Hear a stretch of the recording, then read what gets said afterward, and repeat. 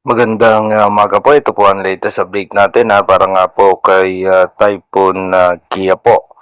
Si Typhoon Kia po nga po ay as of now, yung pinakasentro po niyan ay nakalabas na sa pinakaguhit ng ating Philippine Area of Responsibility. At yung kanyang extension ng kaulapan ay apektado pa rin po niya ng parte ng extreme northern Luzon, Ilocos Region, kasama pa rin po ang ilang bahagi ng Central Luzon. At yung habagat naman, apektado po niyan yung Palawan, Mindoro provinces at western section ng Visayas at ng Mindanao. At ayon nga po sa pinaka-latest update ng ating European Center na yung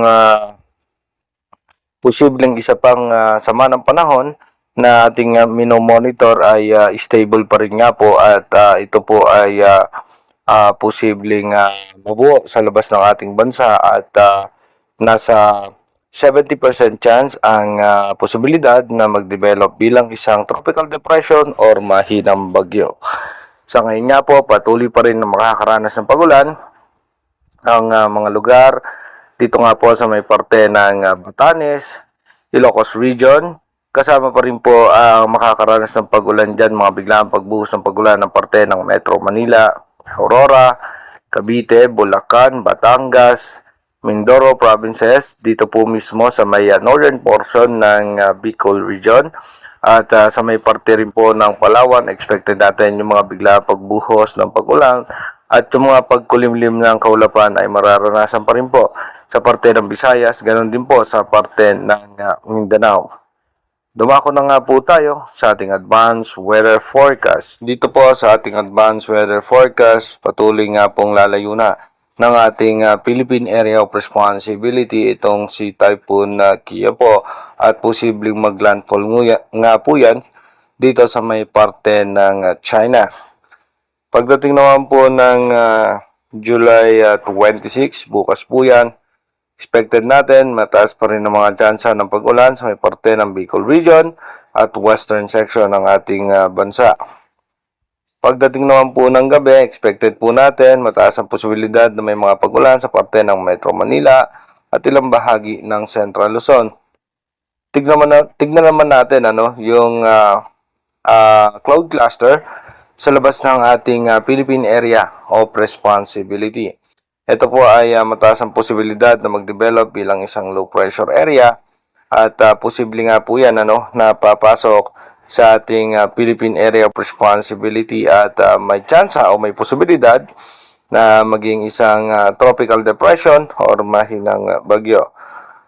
By July 27 nga po, so expected na po natin by July 27 ng gabi, isa na po yung ganap na low pressure area, yung cloud cluster na nasa labas ng ating bansa.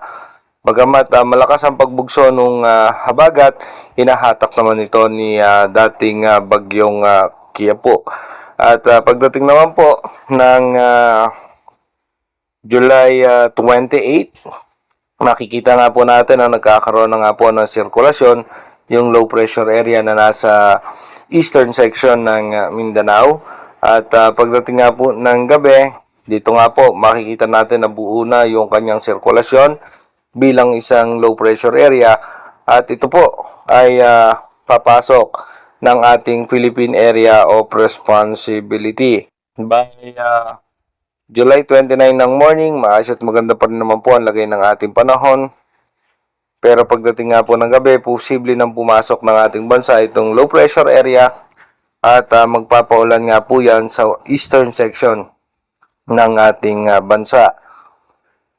By July 30, dito nga po kung makikita natin medyo yung kanyang pagbuo ay medyo humihina dahil nga po dito sa dinaanan din ni Kia po ni bagyong Kia po ay mapapansin naman po natin na posibleng magkaroon nitong ITCC o yung Intertropical Convergence Zone na sumisira sa pagiging pag-sirkulasyon nitong panibagong sama ng panahon.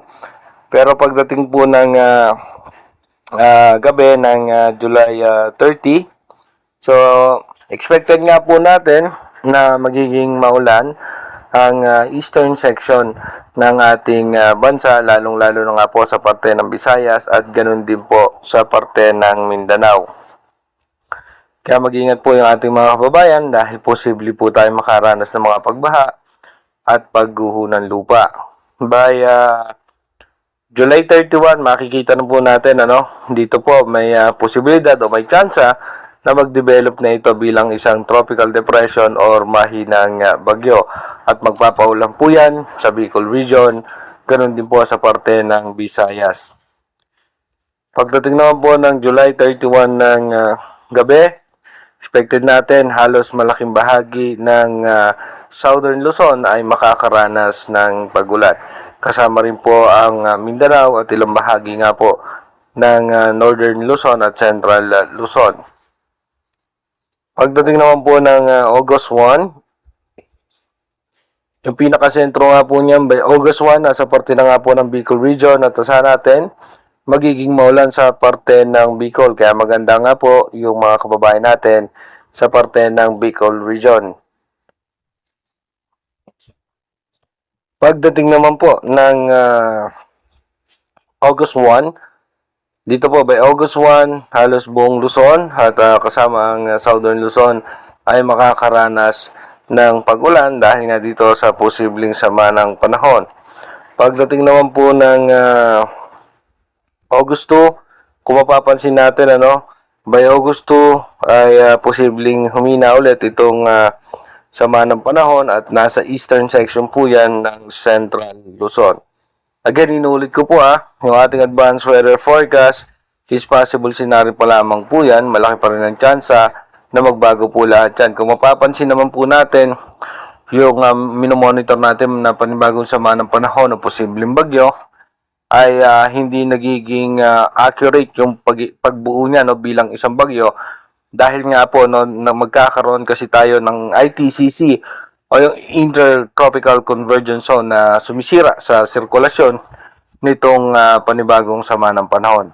Kaya manatili tayong tumutok sa ating advanced weather forecast para malaman natin kung ano nga ba yung magiging posibleng senaryo nitong panibagong sama ng panahon na makaka-apekto sa ating bansa. Pag-iingat po tayo palagi. God bless po sa ating lahat.